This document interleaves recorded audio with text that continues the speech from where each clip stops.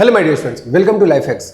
Last video में हम लोगों ने आपको बताया था केमिस्ट्री के 8 वीक का एक बेहतरीन प्लानर, जिस हिसाब से आप लोग अपने स्टडी के ऊपर में बहुत प्रॉपर्ली काम करना स्टार्ट कर दिए होंगे एंड होपिंग कि अब आपके दिमाग में एक और डाउट आ रहा होगा कि किस तरीके से सर बोर्ड के एग्जाम्स में या बोर्ड के पेपर में मैं स्कोर 100 आउट ऑफ 100 स्कोर कर पाऊँ।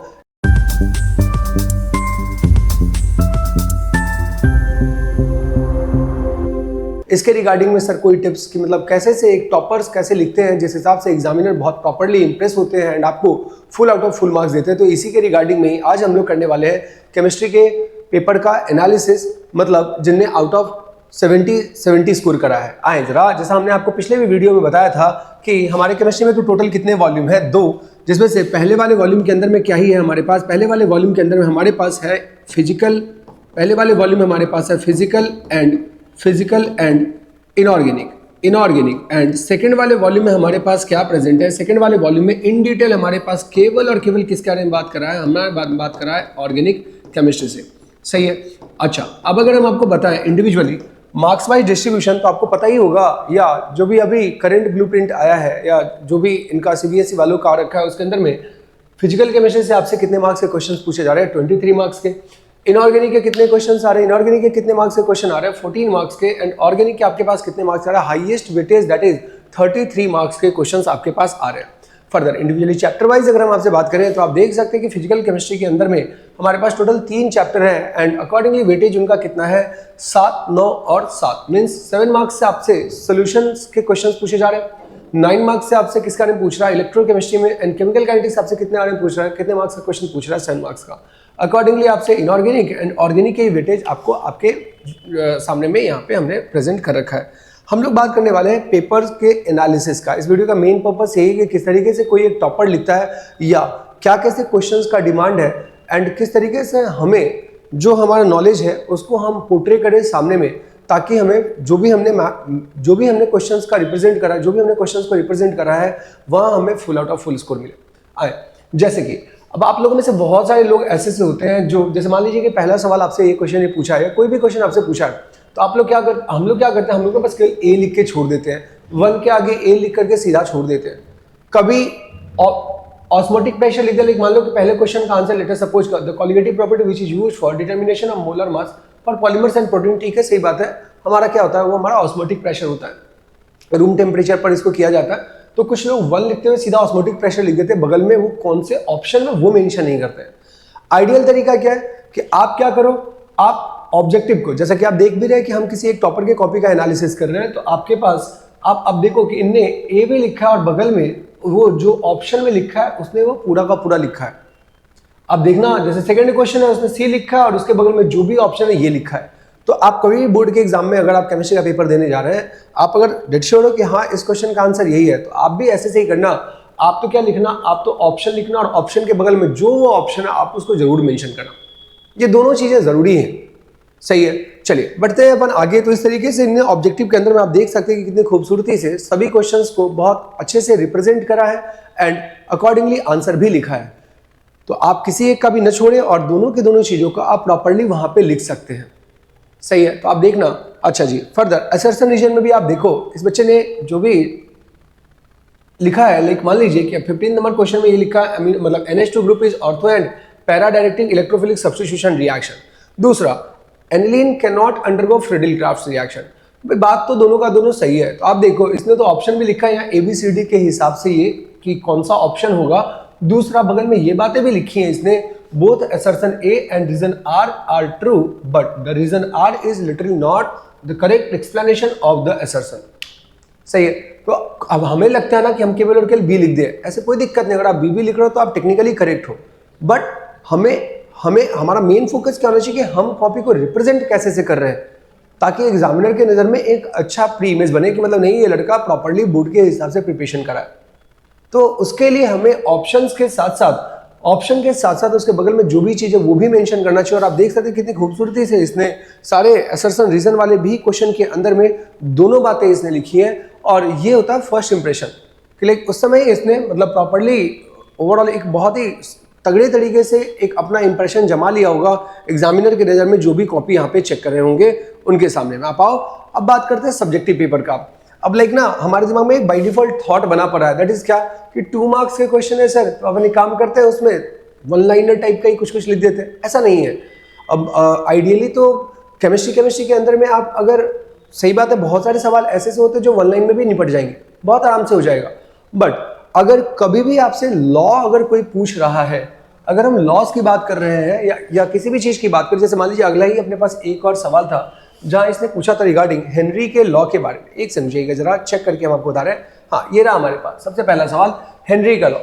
अब लॉ कभी भी आपसे पूछे, हेनरी का लॉ, कोहिलराश का लॉ, राउल्ट्स का लॉ, तो आप केवल और केवल लॉ लिख के मत छोड़िए, लॉ के साथ साथ उसका मैथमेटिकली, ये जो लिखा है मैथमेटिकली, इस तरीके से आपको उसके एक्सप्रेशंस और उसमें जो भी यूज होने वाले पैरामीटर्स हैं, उन सभी पैरामीटर्स का आपको एक्सप्लेनेशन भी करना चाहिए। ये हो गया कंप्लीट 1 मार्क्स का काम। और दूसरा इन्हें क्या पूछा है, इसने पूछा है give one application of it. अब एक एप्लीकेशन भी आपसे पूछा है, तो पैरेलली यहाँ पर नीचे देखिए वर्ड्स तो जा चुका है, आइडियली 3 मार्क्स के हिसाब से लिखा गया है, बट सवाल का नीड ही वैसा सा है, पूछ भले 2 मार्क्स में गया है, बट आइडियली ये 3 मार्क्स की चीज है, क्योंकि नंबर ऑफ वर्ड्स वहां तक के करीब में जा रहा है, 40 to 60 वर्ड्स के बीच में, सही है। बट फिर भी आपसे अगर 2 मार्क्स में भी अगर ऐसे ऐसे सवाल पूछा है, देन डेफिनेटली अपने को ये करना चाहिए।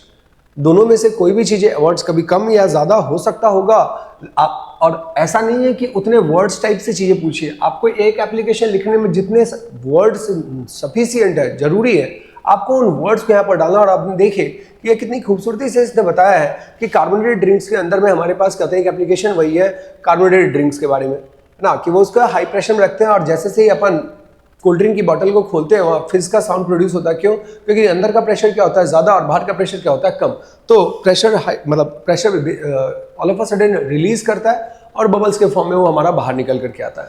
फर्दर और दूसरा सवाल देखिए, यहाँ पर और एक सवाल पूछा क्या हुआ है, पूछा हुआ ये कि जैसे आपके पास 2 इलेक्ट्रोलाइट्स है, आपसे देखना जरा, विच of the following electrolyte is strong. देखना लिखा कैसे से, सबसे इंपॉर्टेंट चीज, सवाल ये दे दिया, आप इस सवाल को डिकोड कर ले गए। आपने अगर पढ़ लिया पूरा का पूरा इलेक्ट्रोकेमिस्ट्री, तो आप इस सवाल को डिकोड कर लिए होंगे। और पूछा क्या है और हमें आंसर उसी ही चीज का करना है। पूछा इसने which of the following electrolyte is strong, तो क्या बोला, electrolyte B is strong while electrolyte A is weak. जो पूछा उसका आंसर इसने लिखा है। ये नहीं कि आप जानते हो, आप बहुत जानते हो, आपने बहुत कॉम्पिटिटिव एग्जाम्स की तैयारी करी और आपको बहुत सारी चीजें पता है, वो बोर्ड को उससे कोई मतलब नहीं है। ने जो पूछा है क्वेश्चन, क्या आप उसका आंसर सही तरीके से प्रेजेंट कर रहे हो नहीं कर रहे हो, यही मेन इंटेंशन होता है जो भी एग्जामिनर होते हैं कॉपी चेक कर रहे होते हैं। तो क्वेश्चन इसने तो ये पूछा विच of the 2 electrolyte is strong. सही बात है, इलेक्ट्रोलाइट बी क्या हमारे पास स्ट्रॉन्ग, इलेक्ट्रोलाइट ए क्या हमारे पास weak. Further justify your answer graphically, ये नहीं कि बोला ग्राफ बना के छोड़ दो, आपको जस्टिफाई करना है कि ग्राफिकली आपको, जैसे मान लीजिए इसने यहाँ पे ग्राफ बनाया और आप देख सकते हो कितने सही तरीके से लैम्डा एम वर्सेस कंसंट्रेशन का इसने ग्राफ बनाया, बगल में लैम्डा एम का भी यूनिट लिख दिया और बगल में इसने कंसंट्रेशन का भी क्या लिखा है, यूनिट लिखा है। और ग्राफ से देखना है कितने अच्छे तरीके से इसने जस्टिफाई किया है कि from the graph it can be seen that the molar conductivity of a weak electrolyte increases much more rapidly than that of क्या strong electrolyte on dilution, hence A must be weak while B is what our strong। क्या ये बात समझ में आ रहा? Means justify जो पूछा गया हुआ है अकॉर्डिंगली उसने ग्राफ बनाते हुए ग्राफ के थ्रू इसने जस्टिफाई करा। अब इस स्टूडेंट को भले क्या आ रहा है नहीं आ रहा है, यहाँ पे एग्जामिनर को उससे कोई बहस नहीं, बट हाँ जो सवाल इसने पूछा उसने इस बात का तो सोफिस्टिकेटेड से एक सही तरीके से इसने आंसर करा है। सिमिलरली अब आप देखो कि ये तो चलो ठीक है, आपने अभी 2 सवाल देखे, आपको लग रहा होगा केमिस्ट्री के हर क्वेश्चन में लिखना ही पड़ता, नहीं ऐसा नहीं है। आप देखो आपका अब अगला सवाल है, यहाँ लाइक सीधा सीधा बोला है कंप्लीट द फॉलोइंग रिएक्शन, वहाँ कोई बात बनाने की जरूरत नहीं है, सिंपली उसने रिएक्शन बोला है और आपको क्या बनाना है, प्रोडक्ट। डी&ए ब्लॉक एलिमेंट से यहाँ पे सवाल आया हुआ है और अकॉर्डिंगली स्टूडेंट ने बनाया प्रोडक्ट और कुछ भी बात नहीं बोला है। फर्दर इस सवाल में आप देखो कि लाइक क्या बोला, इसने बोला कि मतलब आपका PCl5 के साथ A and B, identify A and B in above reaction.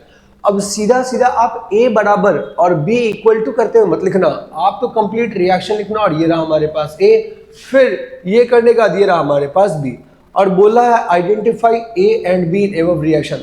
आपको आइडियली तो ये भी लिखना चाहिए, hence A is our this one 2 chloropropan and B is our, या तो आप ये नीचे ये ना लिखो, आप ये बनाने के बाद आप इस तरीके से लैंग्वेज में भी लिख सकते हो कि hence A is our this and B is our this। क्यों? क्योंकि सवाल में आपसे क्या पूछा, आइडेंटिफाई A and B। बहुत ज़्यादा बात बनाने की ज़रूरत नहीं है। अगेन आपको यहाँ पे PCl5, PCl5 या PCl3 सॉलिड स्टेट में अलग रिएक्शन होता है, गैस स्टेट में अलग रिएक्शन होता है, ऐसी कोई जानकारी यहाँ नहीं पूछ रहा। एनसीईआरटी ने बस सिंपली PCl5 लिखा है, PCl3 लिखा है और नहीं पूछने जा रहा आपसे कि सॉलिड में कैसा सा इंटरमीडिएट बनता है, गैस में कैसा सा बनता है। सही है, तो ऐसे कोई भी जानकारी आप अपने एंड से अगर आपको पता भी हो तो वो इनपुट यहाँ डालने की गलती मत कर दीजिए। जितना पूछा है बस आपको वही चीजें आपको यहाँ पे लिखना है। सेकंड वाले रिएक्शन में अल्कोहलिक केस, तो अपन हमें ये जानते ही है कि एनसीईआरटी में एलिमिनेशन रिएक्शन में हेलो एल्कीन की रिएक्शन में दे रखा है, सिंपली यहाँ तो क्या बनेगा अल्कीन और यहाँ बना दिया है अल्कीन। सही है, चलिए फर्दर HBr के साथ भी करा है तो HBr के साथ करते हो, 2 नंबर वाले क्वेश्चन पे Br लगा है। फर्दर इसी तरीके के फॉर्म में आप नीचे यहाँ पे भी Br लगा सकते हो, वो भी एक सही वे ऑफ रिप्रेजेंटेशन। तो आप देख सकते हैं जहां जितनी बातें बोली हैं, और अगेन लोगों को ऑर्गेनिक से रिलेटेड कंफ्यूजन होता है कि सर मैकेनिज्म कितना आएगा नहीं आएगा, हर एक रिएक्शन के अलग अलग मैकेनिज्म हम कैसे से कंप्लीट करें, ऐसा बिल्कुल भी नहीं है। एनसीईआरटी ने गिनती के ही मैकेनिज्म बता रखे हैं, आपको वही जानना है। एक तो काइंड ऑफ क्या, तो आपके पास ईथर का दे रखा है, एक डिहाइड्रेशन का दे रखा है, एक प्रिपरेशन ऑफ ईथर का दे रखा है, एक डिहाइड्रेशन का दे रखा है और थोड़े बहुत SN1 और SN2 के अंदर में बताया हुआ है। तो बस आपको इतना ही बस आपको पता होने चाहिए, और इसके बाहर का आप जो भी मैकेनिज्म आप जानते हो वो नहीं है एनसीईआरटी में, तो उससे रिलेटेड नहीं जानने की जरूरत है। आपके बोर्ड के एग्जाम में कभी नहीं पूछने जा रहा कि कोलबेज इलेक्ट्रोलाइसिस कैसे हुआ, ये क्लेमेंशन कैसे से हुआ, हेल-होलार्ड ज़ेलेंस्की रिएक्शन कैसे से हुआ, गेटरमैन-कुश रिएक्शन कैसे से हुआ, नहीं पूछने जा रहा आपसे। जिसका मैकेनिज्म दे रखा उन्हीं का ही आपसे सवाल पूछ रहा। एंड अकॉर्डिंगली आप देख सकते हो कि एनसीईआरटी में राइमर-टाइमन रिएक्शन को इसी तरीके से रिप्रेजेंट करा है। पहले NaOH ले लेते हैं, पहले स्टेप, हालांकि इसने 2 स्टेप, मतलब एनसीईआरटी में तो पहले NaOH के साथ करा है, फिर दूसरा NaOH प्लस में क्या CaCl3 के साथ करते हुए कंप्लीट करवाया। तो आप अकॉर्डिंगली जैसे से लिखा हुआ है बस देखना, आपने एनसीईआरटी में भी आप ऐसे से रिएक्शंस देखते हो। हाँ, हम बिल्कुल कि आपको इसके साथ भी ये ऐसे कैसे से बन गया, इसके भी बीच की चीज़ें पता होंगी, बट वो बोर्ड को बिल्कुल भी ज़रूरत नहीं है, उसको लिखने की कहीं कोई ज़रूरत नहीं है। और आप उसको बिल्कुल ही मत प्रेजेंट करें, आप तो सीधा सीधा जैसे से एनसीईआरटी लिखा है कि उसके बाद फिर से NaOH डालते हैं एंड अकॉर्डिंगली H+H2O डालते हुए H3O+ डालते हम क्या बना लेते हैं, सैलिसैल्डिहाइड। जैसा इन्वॉल्व हुआ, राइट इक्वेशन इन्वॉल्व, कहीं नहीं पूछ रहा राइमर-टाइमन का मैकेनिज्म, क्योंकि एनसीईआरटी ने मैकेनिज्म दिया ही नहीं है, फिर मैकेनिज्म कैसे से पूछ लेगा। सही है, चलिए बढ़ते हैं अपन आगे। तो इस तरीके से आप देख सकते हो जो भी 2 मार्क्स का क्वेश्चन है, लाइक ऑब्वियसली यहाँ पर 2 नाम दे रखा है, कार्बिलामाइन, गैब्रियल थैलिमाइड। अब एज टू नेमिंग रिएक्शन हर साल ही कोई 2 उठा करके तो ये देते ही देते हैं बोर्ड वाले। अगर ये दे रहे हैं तो आप सीधा रिएक्शन मत लिख देना, आपको उस रिएक्शन में यूज होने वाला है, ऐसा कुछ नया वर्ड नहीं, आपको याद नहीं करना है, आपको तो बस यही लिखना है, when aniline is treated with chloroform in potassium या फिर पोटेशियम हाइड्रोक्साइड या in alkali medium, then it produce क्या, alkyl isocyanide and it has some क्या, falling smell and this is also a test for 1 degree amine. बस इतनी सी बातें आपको बताना है, gives an isocyanide that have a foul odour, बस। और नीचे the reaction is as follows, आप चाहो इस फुल स्टॉप के आगे नीचे एक और पॉइंट लिख सकते हो, the reaction is as follows and accordingly आप ये रिएक्शन भी लिख सकते हैं। सिमिलरली ऐसे से गैब्रियल थैलिमाइड रिएक्शन के भी बारे में कि कैसे हम थैलिमाइड से हम लोग वहाँ से 1 डिग्री अमाइन बनाते हैं, और आप अगर एनसीईआरटी चेक करो तो वहाँ पे कुछ भी ऐसे एरो एंड ऑल कुछ भी बना करके नहीं दिया हुआ है। और जब अगर एरो नहीं बना हुआ है तो आपको ही बनाने की कोई जरूरत नहीं, आप तो एज इट इज क्या करो, आप तो एज इट इज यहाँ पे प्रॉपरली लिख दो। चलिए बढ़ते हैं अपन आगे अगले सवाल के टुवर्ड्स। यहाँ तो अगेन फिर से वही 2 मार्क्स का क्वेश्चन है, और आप देख सकते हैं कि सवाल के अंदर में अपने पास टोटल कितने टाइप है, कितने पार्ट है, 2। दैट इज सबसे पहला कि कौन सा ऐसा केमिकल टेस्ट था या केमिकल रिएक्शन था जिससे हमें क्या कंफर्म पता पड़ता है कि ग्लूकोज के पास ओपेन चेन है। सिमिलरली आपसे दूसरा क्या सवाल पूछा कि कौन सा particular type of linkage is responsible for protein. तो एमिनो एसिड जो सेकंड अपना टॉपिक था, किसमें, बायोमोलिक्यूल्स के अंदर में, वहां से रिलेटेड यहाँ पे आपके पास पूछा है, और जो पूछा अकॉर्डिंगली उसी भाषा में यहाँ पे आंसर दिया हुआ है। तो गाइस इसी तरीके से आपसे कोई भी सोल्यूशन फर्दर अगर हम बात करें, कभी भी आपसे कोई डिफरेंस वाली चीजें पूछ रहा है तो आप उसको कौन से फॉर्म में बनाने की कोशिश करो, उसको आप टेबुलर फॉर्म के अंदर में रिप्रेजेंट करो। कभी भी अगर आपसे कोई डिफरेंस पूछ रहा है, किसी 2 चीजों को डिफरेंशिएट करने के बारे में बोल रहा है, तो आप आराम से एक साइड आप किसी, जैसे लाइक मान लीजिए आइडियल सोल्यूशन के बोला, या फिर कभी पॉजिटिव डेविएशन कभी नेगेटिव डेविएशन के बारे में भी पूछ लेता है, या minimum boiling azeotropes maximum boiling azeotropes के बारे में पूछ लेता है। तो जैसे से आपसे पूछा जा रहा है अकॉर्डिंगली आप उसको टेबुलर फॉर्म में डिफरेंशिएट कायदे से कर सकते हैं। न्यूमेरिकल की अगर अपन बात करें तो न्यूमेरिकल के केस में अभी तक तो हमने आपको ऑर्गेनिक के बारे में बताया। सिमिलरली यहाँ पे अगर हम फिजिकल की बात करें तो न्यूमेरिकल के केस में आप तो सबसे पहले आराम से क्या लिखो, जो दिया हुआ है that is given that, symbolically given that को लिखो, क्या पूछा है वो लिखे, we have to find that and we know that, that's it. बस इतना ही है किसी भी न्यूमेरिकल के लिए। अगर वो न्यूमेरिकल 3 मार्क्स 5 मार्क्स के अंदर में आ रहा है जब, तो आपको हमेशा ही given we have to find this और उसका भी सिंबॉलिक, और हाँ एट लास्ट में वो जोड़ना ना छोड़े कि पूछा क्या है कि कितना अमाउंट, लाइक मान लीजिए calculate the vapour pressure of water, ये जो लास्ट वर्ड है इस वर्ड का आपको हाफ मार्क्स मिलता है। दैट इज इसीलिए the vapour pressure of the solution is 23.55 mm of H. लोगों के अंदर में ये होता है कि सर हमने ये निकाल दिया, आ तो गया सर, हमने आंसर तो लिख दिया 23.55, बट अगर आप यहाँ लिख के छोड़ते हो हाफ मार्क्स तो आपके डेफिनेटली जाने आपको लास्ट में, क्योंकि सवाल जो पूछा आपने उसका आंसर कहाँ दिया, आपने तो वो कैलकुलेट करा है। आंसर तो तब जा करके होगा जो इसने पूछा, calculate the vapour pressure of water for this solution. तो यहाँ पर आपको इस तरीके से आपको सोल्यूशन के बारे में आपको प्रॉपर्ली बताना पड़ेगा और लास्ट में लिखना पड़ेगा। रफ वर्क भी आप देख सकते हैं कि जो भी कैलकुलेशन, क्योंकि बोर्ड के एग्जाम में आपके पास कैलकुलेटर नहीं होता, तो आप देखना कि रफ वर्क जो भी है उसने जस्ट बगल में साइड में थोड़ा सा स्पेस लेते, जो मल्टीप्लिकेशन डिवीजन वाली चीज है वो उसने यहाँ पे कंप्लीट करा। बढ़ते हैं अपन आगे और अकॉर्डिंगली आप देख सकते हैं फिर से अगेन फिजिकल की चीजें आ गई, बहुत बातें नहीं आ गई। 3 मार्क्स का क्वेश्चन ही होगा, 3 पार्ट है इस सवाल के। सीधा सीधा बोला है methyl chloride right the main product form will. अब मेन प्रोडक्ट क्या फॉर्म हुआ है, आयोडोमीथेन। आप नीचे लिख देना हेंस द मेन प्रोडक्ट। यहाँ ये भी लिखने की जरूरत नहीं है, आप सिंबॉलिकली भी अगर आप काम करोगे तो भी आपका काम यहाँ पे हो जाएगा, ऐसा कोई दिक्कत नहीं है। सही है, चलिए इसी तरीके से आप देखना इनऑर्गेनिक ऑर्गेनिक की तो बातें हमने आपको बता ही दी है। फर्दर दोनों चीजें और वाले भी सवाल एनसीईआरटी के अंदर में आता है, तो हम अकॉर्डिंगली उसको भी कवर कर सकते हैं। यहाँ आप देख सकते हो कि फिर से 2+1, पहले वाले क्वेश्चन में कितने पार्ट पूछा है, 2। आप ये डायरेक्टली मत लिखना 2। अभी तक की कड़ी में इंप्रेशन काफी बढ़िया है, इस बच्चे ने अभी तक कड़ी में कोई गलती नहीं करी, इसलिए मार्क्स मिल गया। अदरवाइज आप यहाँ पे जैसे कभी what are the hydrolysis product of lactose, तो आपको आइडियली क्या लिखना चाहिए, the hydrolysed product of lactose is again beta D galactose and beta D glucose, ये पूरा लिखना। फिर दूसरा, the hydrolysis product of maltose is alpha D glucose and alpha D glucose. यूं करते हुए आपको पूरा का पूरा लैंग्वेज में, जिस भाषा में क्वेश्चन पूछा उसी लैंग्वेज में आपको क्या करना है, आपको आंसर रिपीट करना हो। और आप देख सकते हैं कि एक भी सवाल एनसीईआरटी से बाहर का नहीं है तो सवाल एज इट इज एनसीईआरटी से ही है, एनसीईआरटी के लाइंस के बीच से। सही है, चलिए बढ़ते हैं अपन आगे। और इस तरीके से हमने देखा अभी तक की कड़ी में। अब आ गए हम लोग सेक्शन डी के अंदर में। और यार ये सेक्शन डी के अंदर में यहाँ तो जो पैराग्राफ है वो हार्डली ही कभी काम का आता है। काम की चीज वो 10th क्लास में रहता है कि पैराग्राफ से आप डिकोड करो, बट मेन चीज यहाँ तो क्या, तो सिंपली पूछा, अगर ये पैराग्राफ नहीं भी दिया होता, पूछा आपसे what is average rate of reaction, accordingly क्या होता है एवरेज रेट ऑफ रिएक्शन भी, और साथ ही साथ मैथमेटिकली उसको रिप्रेजेंट भी।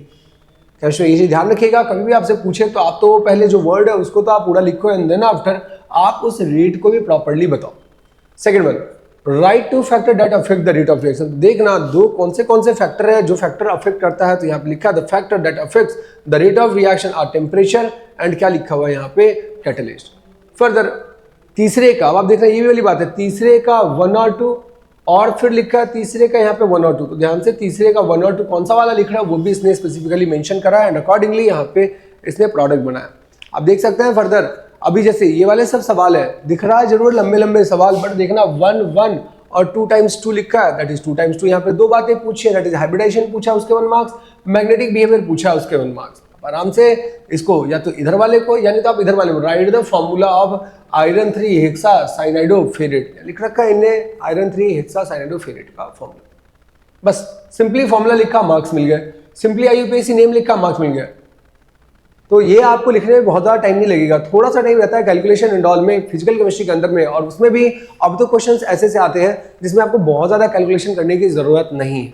सही है, चलिए अब आप देखें अगला सवाल एंड अकॉर्डिंगली आप देख सकते हैं इसने ये रहा अपने पास फिजिकल केमिस्ट्री से रिलेटेड सवाल, और देखना कितनी आसानी से यहाँ पे एंटी लॉग वाला जो पोर्शन है वो पोर्शन आराम से सॉल्व हुआ है। और जो पूछा है अगेन, जब भी आपसे पूछेगा कैलकुलेट मैक्सिमम वर्क डन, तो लास्ट में आपको लिखना बहुत जरूरी है, hence the maximum work done is इतना। सही है, आपको ये लिखना क्योंकि वो लास्ट जो वर्ड है वो वर्ड अपने काम का जरूर है, उससे हमारे हाफ मार्क्स जुड़े हुए हैं। अदरवाइज आप क्वेश्चन का सोल्यूशन निकालते हुए छोड़ रहे हो तो आपके हाफ मार्क्स कटने के चांसेस बहुत ज्यादा है। तो आप देखें इस तरीके से हम लोगों ने अभी सभी क्वेश्चंस को एनालाइज करा है। यहाँ पर भी आप देख सकते हैं ऑर्गेनिक के अंदर में कि ए बी सी डी पूछा है, तो इसमें प्रॉपर्ली रिएक्शन ये रहा हमारे पास, ये रहा हमारे पास भी हाफ मार्क्स आप देख रहे हो ना, इस तरीके से ही आपको क्या मिलता है, आपको नंबर मिलता है। चलिए जरा, अगर आपको इस वीडियो से रिलेटेड और भी कोई जानकारी चाहिए आप जरूर कमेंट करें। तब तक के लिए थैंक यू।